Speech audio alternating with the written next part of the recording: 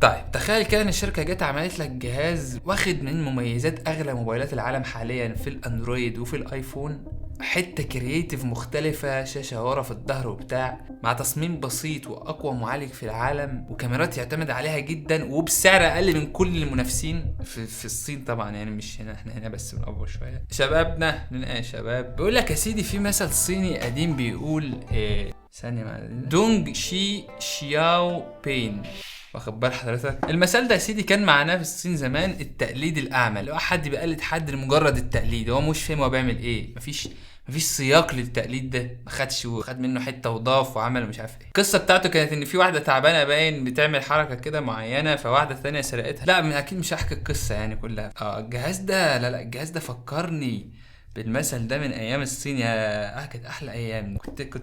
كنت كده وده كان دايما يقول لي بقى الدونج شيش عادي. النهارده حاسس ان شاومي خدت المثل ده وبوظته، يعني عملت حاجه كده احنا مش قادرين نفهمها مع الشاومي 17 برو. بغض النظر طبعا عن حجم العلبه، انا فاتح الموبايل اوريدي وقاعد بجرب فيه يعني، بس هوريكم سريعا كده بسم الله. ايه الذكاء من وجهه نظري في ان انت تعمل موبايل ياخد الهايب او الماركتنج بتاع الشركه اللي هي عاملاه اوريدي من غير ما انت تعمل حاجه، وتيجي انت بقى تظبط الاكسبيرينس نفسها عشان المستخدم لما يشتري ما يحسش ان هو اتخدع وان هو خلاص ماشي، ما هي تجربه وما عدتش اعملها تاني في حياتي. جهاز جايب لك شاحن 100 واط في العلبه مع يو اس بي سي وجراب. خد بالك ان انا شاري الموبايل ده عادي جدا، عشان في ناس في الشورت فيديو بتقول لي مش عارف ايه يا جماعه، انا مش شاريه بالمناسبه، الموضوع مش فارقش معايا نهائي يعني. المهم يابا نشيل بقى الكلام ده كله، علبه القروصه معلش. ممكن ناخد شكل التصميم سنه او ابعاد التصميم، اماكن الازرار نفس دايره التصميم اللي هنا، نفس الحجم، نفس شيب الكاميرات والكلام ده، بغض النظر ان هم كانوا عاملينها قبل كده في ال11، بس هم ما كانوش عاملينها كده قوي يعني، هم كانوا عاملينها وبادئينها واللي هو ناقصهم حته. وبغض النظر عن قصه الشاشه اللي هنجيلها دلوقتي يعني، لان الموبايل نفسه فيه سيمتريه كده، ما تجيبه جنب ايفون لا انت ممكن تختلف جدا ويبقى الاراء متفاوته، مين اشك من مين. انت بتقارن الشركه لعبتها الاولى تصاميم وماركتنج وموبايل سيمتري جدا، بص تحس كل حاجه محطوطه في اماكنها، اللوجو، اللايكا، الفلاش، الكاميرا، الفريم بتاعه مصنوع من الالومنيوم المطفي، لونه سيلفر مع الابيض. على فكره هو اقرب للون التاني من الايفون اللي هو السيلفر. خد بالك بقى ان التصميم من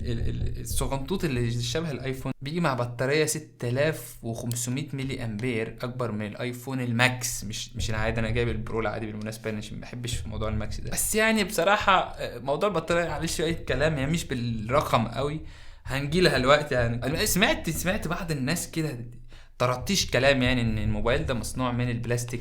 انا ما اعرفش بصراحه الناس عرفت حاجه زي كده منين، انا نفسي حاولت اوصل للنوع اللي مصنوع منه الموبايل ما عرفتش، بس كل الحاجات الرسميه بتقول ان هو مات جلاس او ازاز مطفي، وده حقيقي نسبيا من تجربتي، لان ده موبايل بلاستيك او ده بلاستيك عادي، بيكسل 5 اسمها كده ماشي، ده كده بلاستيك، فهو غالبا ازاز بس عليه طبقه مطفيه مثلا او حاجه. واللي يخليني حاسس ده برضو ان هو الجهاز ما هوش خفيف قوي يعني لدرجه ان هو يبقى بلاستيك، الجهاز ده خفيف. خد بالك ان الجهاز هنا فيه فيزيكال سيم، شريحه حقيقيه. ايه شريحه عاديه؟ نستخدم اي سيم يابا دلوقتي خلاص، فون ما بيجيش معاه اصلا دبوس الشريحه ده، انت تحطه تسيبه بقى في العلبه الموبايل. قال لك يا سيدي بقى ايه، لما تقلب الموبايل هتلاقي عندك شاشه. ثانيه بس نمسح الشاشه، عشان في مثل صيني برضو بيقول لك ان لو مسحتش، لا الخلفيه دي شياكه بصراحه، والشاشه نفسها كاستغلال لو خدت بالك هتلاقي ان هي الحواف بتاعتها قليله، وموبايل تحسه صغير في الايد كده، مع انه هو عادي نفس الحجم بس ده اكبر عشان استغلال الحواف هنا اقل. وما عندكش بقى البتاع المكلكع اللي فوق دي، اللي هي طبعا بنستخدمها بقى في فتح الموبايل باكتر طريقه امنه ومستقبليه. طبعا ده قبل قطع فيه شوط جامد، بس بقى احنا عندنا ايه، عندنا حاجه كده زمان كنا بنستخدمها اسمها بصمه. بص بصمة الحقيقة في الجهاز ده عبقرية، بص بتفتح بشكل غريب يعني. انا اتوقع ان هي ممكن تبقى اسرع من الفيس اي دي والله، مع ان انا ما بلمسش اي حاجة هنا.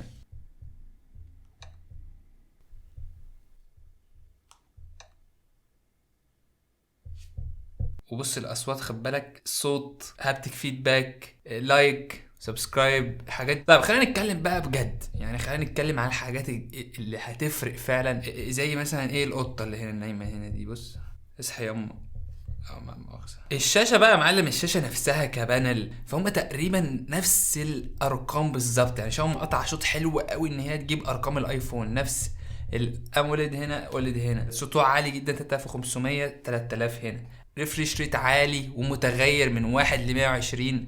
فهم حاولوا وبصراحة وصلنا لنتيجة خطيرة. انا مبسوط بالشاشة دي جدا، ما عنديش معاها اي مانع. الحتة اللي ابل بتبقى سابقة فيها شوية هي فكرة ان هي اللي عاملة كل حاجة من سوفت وير وهاردوير، فيبقى عندهم امكانيه شويه مش بس يخلوا الريفريش ريت عالي، لا هو الريفريش ريت واخد حقه. الشاشه هنا هتفضل اسلس من هنا، ومش بس سلاسه على قد ما هي مستقره، يعني 120 هرتز على مدى خلاص ما فيهاش هزار. ولما بتقل ما بتقطعش، او ما فيش تطبيق مثلا بتقطع فيه تطبيق تاني، لا في الجيمز هي مسبقه جامد في الموضوع ده. نفس الكلام بالنسبه للالوان، هم هنا قاطعين شوط جامد جدا في الالوان بصراحه. لو فتحت مثلا الصور ظاهره شكلها شيك وماهيش مشبعه قوي. وفي طبعا اوضاع في الشاشه، لو دخلت في السيتنجز كده تقدر تقول له الاوريجينال كولر برو، او تخليه فيفيد، او تخليه ادابتيف كولر بيتفاعل مع الحاجه اللي معروضه وكده اهو. بس برضو لسه برضو ابل بتحط اولويه شويه لموضوع الالوان ده، علشان لو بتشتغل بتعمل اديت على الصور، بتعمل اديت على فيديوز، وانت بتاخد الصوره حتى دايما تلاقي شاشه الايفون وورم كده. بس ايا كان هو بيحاول يصلح. والله صوته جامد فشخ، والفيديو هو اللي معمول حلو قوي.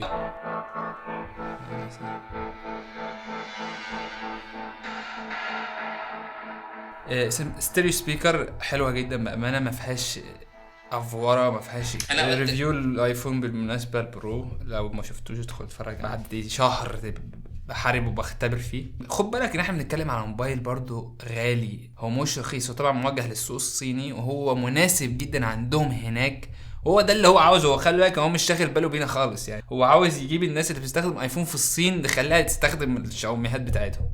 هنا بيغلى شويه وبيقارن بقى بحاجات صعبه قوي، لكنه ما زال بيسد معاهم جامد.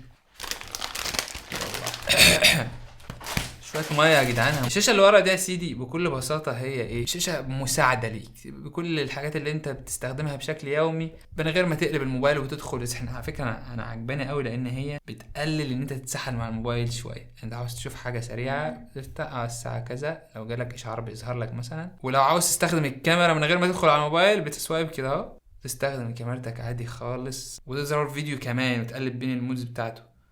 دي كاميرا وايد، هو ما استغناش عن الكاميرا الوايد، حط لك تحت هنا عشان برضو ما تاخدش مكان في الشاشه. خد بالك ان الشاشه دي حلوه وكل حاجه، بس حاجه زي موضوع الكاميرا ده، انت لو بتسجل فيديو لوقت طويل الشاشه دي بتسخن والموبايل بيهلك والشاشه بتهنج. يعني كذا مره هنجت معاه وجيت قال لك بقى عشان نخلي موضوع الشاشه دي فن اكتر هتضغط ضغطه مطوله اهو وتقعد تقلب بين واجهات حلوه قوي، عجباني بصراحه. بيت ريفي كده قديم مخلي شكل الموبايل بتاعك، او عاوز حاجه كول قوي بقى اللي هو في الجويستيك وكده، في دي بقى حاجه بتدخل تقعد تحمل انت عادي.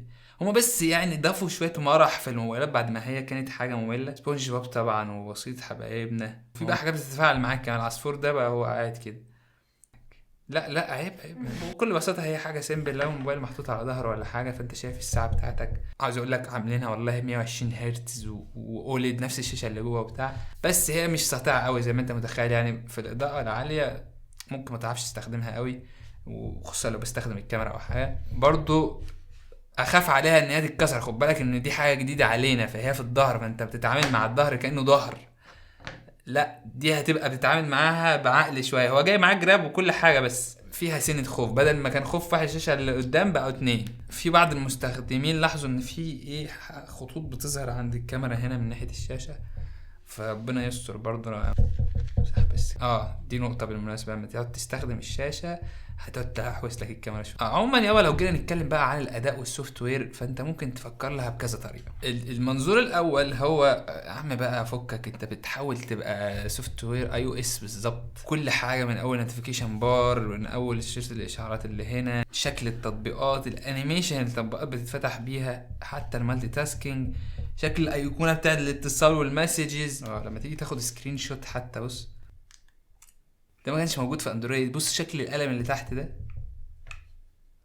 بس طبعا القطط والكلاب دي مش موجوده بقى هنا بصراحه. القطط دي مونسانيه. خدت بالي حتى من تطبيق النوتس، نفس التطبيق بالظبط، نفس كل حاجه. بس بصراحه في هنا حاجه جامده قوي انا يعني مفتقدها في النوتس بتاعت الايفون، وهي الفويس نوت. انا ممكن اعمل فويس نوت هنا. بص انا بتكلم عادي خلاص اهو، اقول له تمام يا باشا كده حلو قوي، ارجع الاقي الفويس نوت بتاعتي في نوت. جامد قوي الموضوع ده، انا بحتاجه كتير وبقعد ابعت لنفسي على الواتساب وبحس ان انا. وفي كمان فيها اي اي فيتشرز بالمناسبه زي اللي موجوده في ابل مؤخرا اللي ضافتها، زي ان هي تعدل السكريبتات او تشوف لك سياق الكلام لو هو موجود هنا برضو بالاي اي عادي جدا.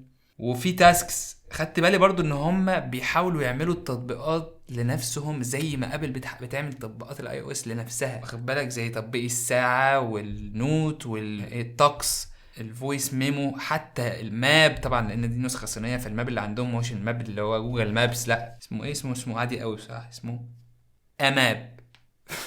اهو بص حتى جايب لك احنا في شنزن حاليا. تطبيق تحمل منه تطبيقات غير جوجل بلاي لان النسخه الصينيه. تطبيق للاطفال حاجه اسمها شايلد مود، انت خلاص ده طفلك هيستخدم الجهاز فتدخل بقى تخصص له يستخدم ايه وتتراك الحاجات اللي بيعملها. على فكره الموضوع واصل لحد الاي اي. هم هنا عاملين ابلكيشن مخصوص تبع شاومي للاي اي، ما هو شات جي بي تي ولا هو ديب سيك ولا هو ممكن يبقى واخد من الحاجات دي داتا يعني. بس يعني ما اعرفش يعني، هو سالته قلت له انت بتعرف تتكلم عربي؟ قال لي مش قوي والله صح، بس بعرف اقول مرحبا وكده. بص حتى الانيميشن بتاع الاي اي اللي كانت ابل ناويه تعمله، بص بيجي عشان يعني قراها والله. ده لو انت عاوزه يفحص الحاجات اللي على الشاشه تشاور له مثلا تقول له ده ايه، او انت يخليه يفتح لك الكاميرا هنا وتقول له ده ايه، اقول لك ده شاومي 17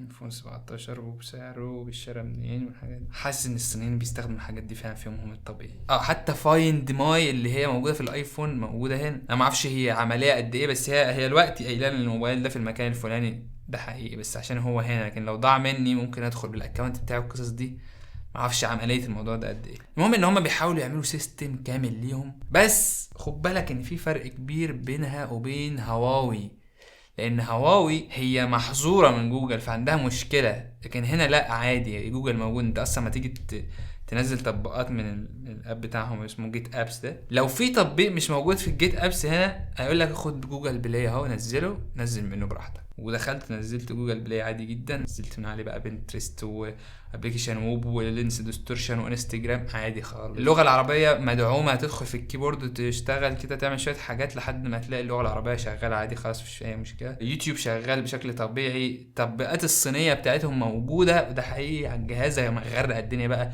حاجات بقى المواقع الصينيه بتاعت الشوبينج والمسلسلات والحاجات ممكن الموضوع يرخم شويه في حته الايه الحاجات بقى اللي لها علاقه بالشريحه والداتا والاو تي بي والاتصالات والحاجات دي. عموما انا ما انصحش طبعا انت تجيب النسخه الصينيه لو انت بتفكر تشتري كده استنى لو هينزل جلوبال، لان اكيد هيبقى فيها تنازلات. وممكن تبص له من ناحيه ان ازاي في اندرويد وصل للمرحله دي من الاستقرار والبساطه مع شويه لمسات حلوه ما زالت موجوده في الاندرويد، كانت وحشاني بامان. اتوقع جزء كبير من هم قدروا يعملوا حاجه زي كده هو المعالج الجديد اللي مستخدم هنا. عايز اقول لك ده اول موبايل يستخدم فيه المعالج ده اقوى معالج في العالم حاليا. سامسونج غالبا هي اللي بتاخد المعالج ده في الاول، بس شاومي ما تفهمش تحت الترابيزه. اداء الموبايل عبقري، سموث جدا، بيفتح كل حاجه. انا فاتح كميه تطبيقات يا جدعان هنا النهارده، كل دول انا ممكن افتحهم تاني ما اعتقدش هيبقى عنده اي مشكله. تعال نجرب كده. ماب اهو، مي ستور، فتحنا جيمز، كل دي بس انا كنت فاتحها. بص هو بيفتح على اللي انا كنت فاتحه اصلا ومش بيريلود تاني.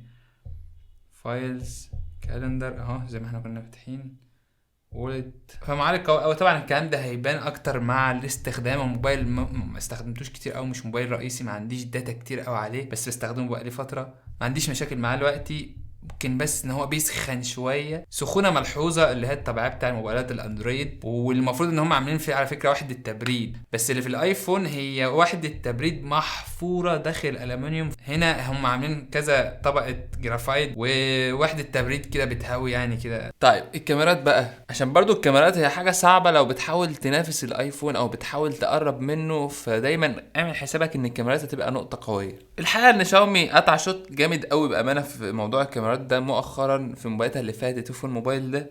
نتائج الصور كويسه جدا، الزاويه الواسعه حلوه جدا، ممكن هي بس اضيق شويه من زاويه الايفون اوسع. الالوان في الشاومي مشبعه اكتر، الايفون بيميل للطبيعه اكتر، سواء في لون الحاجه تبقى ورم شويه كده، والتفاصيل برضو بيحاول يخليها طبيعيه كده، والصوره مش كونتراست قوي.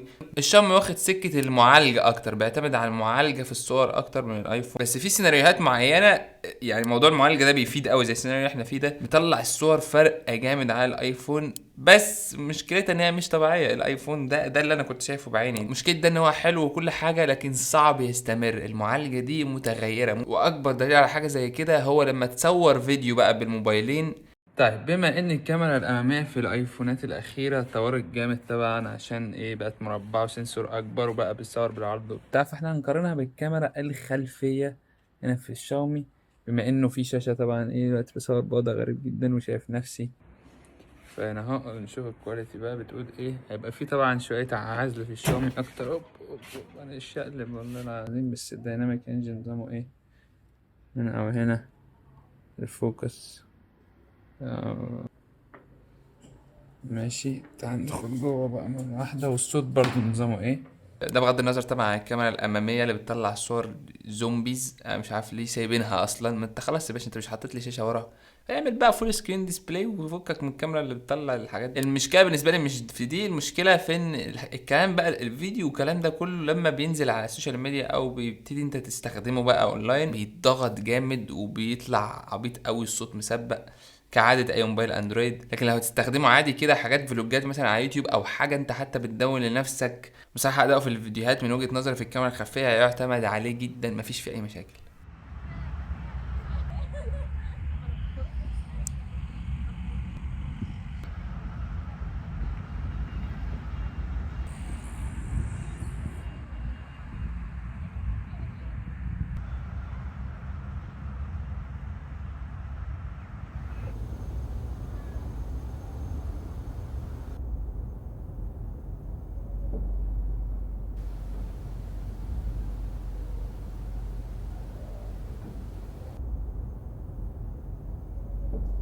ونهاية يا سيدي مع البطارية العملاقة اللي اتكلمنا عليها قبل كده، رقم كبير جدا طبعا على حجم موبايل منطقي، بس يعني هي بطارية عادية بصراحة، بطارية استهلاكها طبيعي، هتكمل معاك اليوم كويس قوي. ممكن يصفصف على 30. يعني انا بادئ معاها اليوم والله النهارده طول ما انا بجربها كانت 80، الوقت 40. ده استخدام عادي قوي. لو استخدام مكثف هي هتكمل معاك اليوم مرتاح، فعادي زيها زي الايفون عادي، ماهيش فارقه قوي. حلوه وكبيره وكل حاجه، بس الاندرويد نظام مختلف، استهلاكه مختلف على الايفون. ففي النهايه يعني لازم نحيي شاومي على بغض النظر عن وجودها واشباه شكلها بالايفون، هو واحد من احسن الموبايلات اللي هم عملوها، بغض النظر ان هو مش موجود عندنا هنا. بقى هم كده بص الحاجه الحلوه قوي يقول لك بس انا مش هنزلها للعالم. بس يا باشا دي كانت كل حاجه بالنسبه للشاومي ال 17 برو. يلا مش